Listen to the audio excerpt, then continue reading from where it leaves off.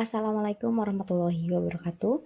Perkenalkan, saya Tessa Eliska, NIM 2201680865, mahasiswa PPG Prajabatan Gelombang 2, kelas D, akan mempresentasikan tentang panduan observasi perkembangan peserta didik, tugas mata kuliah, pemahaman peserta didik, dan pembelajarannya.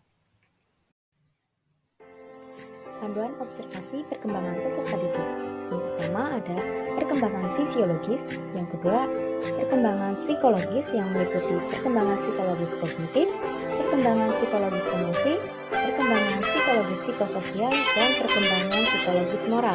Yang ketiga yaitu kemampuan awal peserta didik, yang keempat gaya belajar, yang kelima kemampuan motorik, yang keenam teknik, yang ketujuh kultural, dan yang terakhir yaitu motivasi belajar. Yang pertama, panduan observasi perkembangan fisiologis. Instrumennya antara lain, yang pertama, apakah tinggi badan siswa sesuai dengan rata-rata umurnya? Yang kedua, apakah berat badan siswa sesuai dengan rata-rata umurnya? Yang ketiga, apakah siswa memiliki porsi tubuh yang baik untuk anak? Yang keempat, apakah siswa memiliki pendengaran yang baik? Yang kelima, apakah siswa memiliki penglihatan yang baik? Yang keenam, apakah siswa memiliki kemampuan motorik yang baik? Yang ketujuh, apakah siswa mampu berjalan dengan normal? Yang kedelapan, apakah siswa mampu menggunakan alat tulis dengan benar?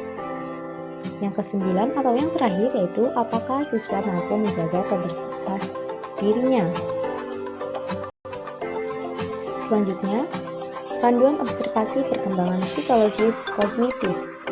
Yang pertama, apakah siswa mampu mengkonstruksi pengetahuannya sendiri? Yang kedua, apakah ada hambatan dalam proses belajar dari siswa?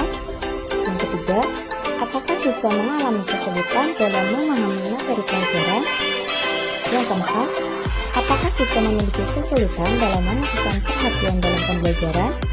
Yang kelima, apakah siswa mengalami kesulitan mengingat materi yang disampaikan guru setelah pembelajaran berakhir? Yang keenam, apakah siswa berani berpendapat, bertanya, atau menjawab pertanyaan? Yang ketujuh, apakah siswa aktif menjawab pertanyaan guru? Dan yang terakhir atau kedelapan, bagaimana penalaran siswa terhadap materi yang tidak menggunakan contoh konkret dalam pembelajaran di kelas? Panduan observasi perkembangan psikologis berikutnya yaitu tentang emosi. Yang pertama, apakah siswa dapat mengendalikan emosinya ketika berada di sekolah? Yang kedua, apakah siswa mampu mengikuti pembelajaran dengan tenang dan kondusif? Yang ketiga, apakah siswa mampu mengungkapkan apa yang dirasakan dengan baik? Yang keempat, apakah siswa mampu menunjukkan wajah ramah, bersahabat, dan tidak cemberut? Dan yang terakhir, apakah siswa menunjukkan sikap empati terhadap orang lain? Panduan observasi yang ketiga yaitu tentang perkembangan psikologis psikososial. Yang pertama, apakah siswa menjalin hubungan baik dengan temannya maupun guru di sekolah? Yang kedua, apakah siswa tidak melakukan aktivitas yang merugikan ataupun mengganggu orang lain? Yang ketiga, apakah siswa dapat bekerja sama dengan baik di kelas? Yang keempat, apakah siswa mampu berperan sesuai dengan perannya sebagai laki-laki ataupun perempuan? Yang kelima, bagaimana siswa berinteraksi dengan temannya di sekolah? Yang keenam, apakah siswa menunjukkan perhatiannya terhadap kebersihan lingkungan? Yang ketujuh, bagaimana sekolah menunjukkan karakter siswa? Yang kedelapan, bagaimana latar belakang ekonomi siswa di sekolah? Dan yang kesembilan, apakah perbedaan ekonomi menunjukkan perbedaan dalam berinteraksi satu dengan yang lainnya?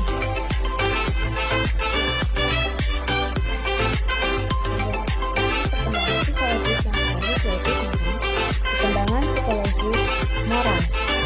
Yang pertama, apakah siswa mampu menunjukkan sikap menghormati kepada guru dan orang yang berusia lebih tinggi di atasnya? Yang kedua, apakah siswa menaati peraturan yang ada di sekolah? Yang ketiga, apakah siswa tidak berkata kotor ataupun kasar?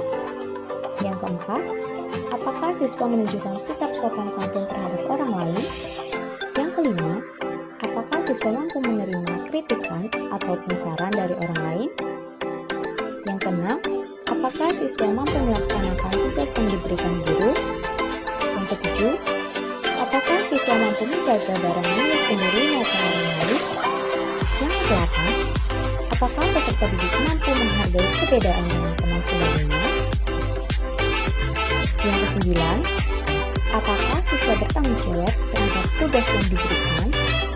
Yang kesepuluh, apakah siswa mampu memelihara lingkungan dan fasilitas yang ada di sekolah, seperti tidak mencoret-coret, membuang sampah pada tempatnya, dan sebagainya? Yang ke-11, apakah peserta didik melakukan kebiasaan menjaga lingkungan sekolah atau kelas? 12. Apakah peserta didik mampu menerapkan sikap sehat, minum salam, kata, atau 5S? Dan yang terakhir, bagaimana cara yang diterapkan guru dalam menjaga konsistensi nilai moral pada peserta didik? Panduan observasi selanjutnya yaitu tentang kemampuan awal peserta didik. Yang pertama, bagaimana kemampuan awal siswa dalam numerasi. Yang kedua, bagaimana kemampuan awal siswa dalam literasi. Yang ketiga, apakah siswa mampu mengaitkan materi pelajaran dengan kondisi di sekitar atau kehidupan sehari-hari atau pengetahuan lainnya. Yang keempat, apakah siswa memiliki ingatan terhadap bahan pelajaran yang sudah dipelajari sebelumnya?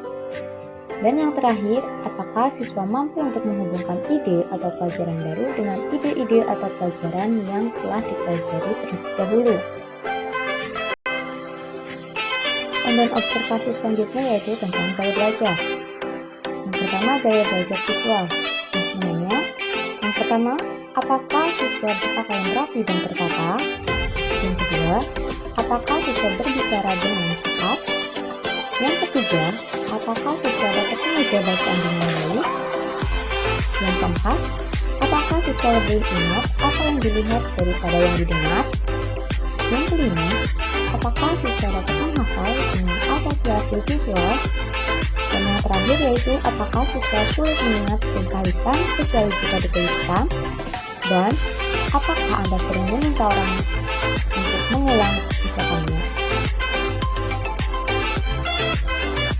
Gaya belajar selanjutnya yaitu gaya belajar auditor. Panduannya, yang pertama, apakah siswa berbicara kepada diri sendiri saat belajar? Yang kedua, apakah siswa mudah terganggu oleh keributan? Yang ketiga, apakah siswa menggerakkan bibir atau melafalkan kata saat membaca? Yang keempat, apakah siswa suka membaca keras-keras dan mendengarkannya? Yang kelima, apakah siswa mengulang dan menirukan nada, perubahan, dan warna suara? Yang keenam, apakah siswa merasa menulis itu sulit tetapi pandai bercerita? Dan yang terakhir, apakah siswa lebih menyukai musik daripada seni gambar ataupun lukis? Panduan observasi gaya belajar selanjutnya yaitu tentang gaya belajar kinestetik. Yang pertama, apakah siswa berbicara dengan lambat? Yang kedua, apakah siswa menghafal dengan berjalan dan melihat? Yang ketiga, apakah siswa menggunakan jari untuk menunjuk saat membaca? Yang keempat, apakah siswa banyak menggunakan isyarat tubuh? Yang kelima, apakah siswa tidak bisa duduk tenang untuk waktu lama? Yang keenam, apakah siswa mengetuk-ngetuk pena, jari, atau kaki saat mendengarkan? Dan yang terakhir yaitu, apakah siswa menyukai olahraga dan kegiatan fisik lainnya? Panduan observasi selanjutnya yaitu tentang kemampuan motorik. Yang pertama, apakah siswa mampu melakukan gerakan terkoordinasi untuk mendapatkan kelincahan? Yang kedua, apakah siswa melakukan gerakan terkoordinasi untuk mendapatkan keseimbangan?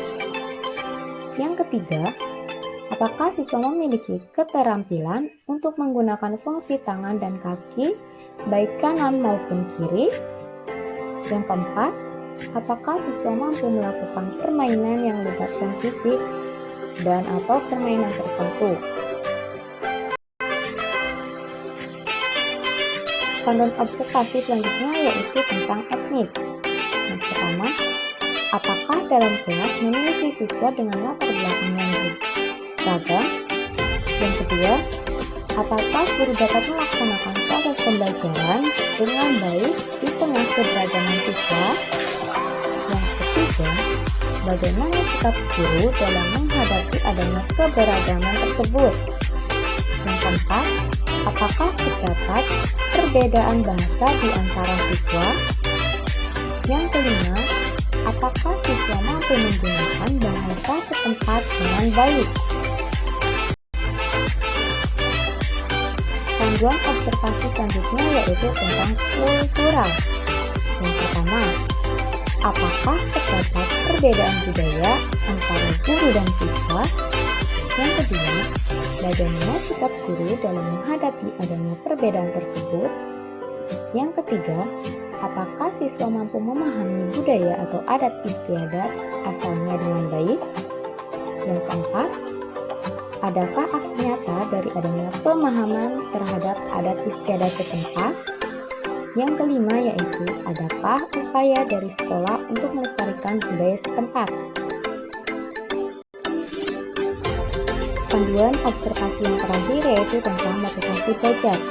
Pertanyaan yang dapat ditanyakan yaitu, yang pertama, apakah siswa terlihat antusias dalam proses pembelajaran dan seperti apa bentuk antusiasmenya? Yang kedua, apakah siswa memiliki keinginan untuk lebih baik dari siswa yang lain? Yang ketiga, apakah siswa memiliki keinginan kuat dalam mendapatkan nilai yang baik? Yang keempat, apakah siswa memperhatikan dengan baik materi yang disampaikan oleh guru di kelas? Yang kelima, apakah siswa memiliki upaya dalam menghabiskan waktu untuk belajar dan mengerjakan tugas yang diberikan oleh guru di kelas? Yang keenam, bagaimana kesungguhan belajar siswa di kelas? Yang ketujuh, apakah siswa bersemangat dalam menyampaikan pendapat atau dalam memberikan pertanyaan di kelas? Yang kedelapan, apakah siswa memiliki semangat juang dan tidak mudah menyerah ketika mengalami hambatan dalam pembelajaran? Yang kesembilan, apakah siswa memiliki keyakinan diri untuk melakukan segalanya lebih baik dalam pembelajaran dibandingkan siswa lain? Yang kesepuluh, apakah siswa memiliki keyakinan diri untuk mengatasi hambatan yang ditemukan dalam pembelajaran? Dan yang terakhir yaitu, apakah siswa memiliki keyakinan diri untuk mampu mempelajari materi yang sedang dipelajari? Simpulah, sebagai seorang guru, hendaknya mengetahui karakteristik dan profil dari peserta didik. Untuk mengetahui profil peserta didik, kita dapat melakukan pengamatan maupun observasi. Pengamatan dapat dilakukan dengan observasi langsung melalui pengamatan secara nyata maupun dengan melalui angket yang nantinya peserta didik dapat mengisi atau menuliskan jawabannya secara langsung. Selain itu juga, guru dapat mengamati langsung bagaimana karakteristik atau perilaku peserta didik yang tadi telah dijelaskan melalui instrumen-instrumen. Kurang lebihnya saya mohon maaf. Saya akhiri. Wassalamualaikum warahmatullahi wabarakatuh.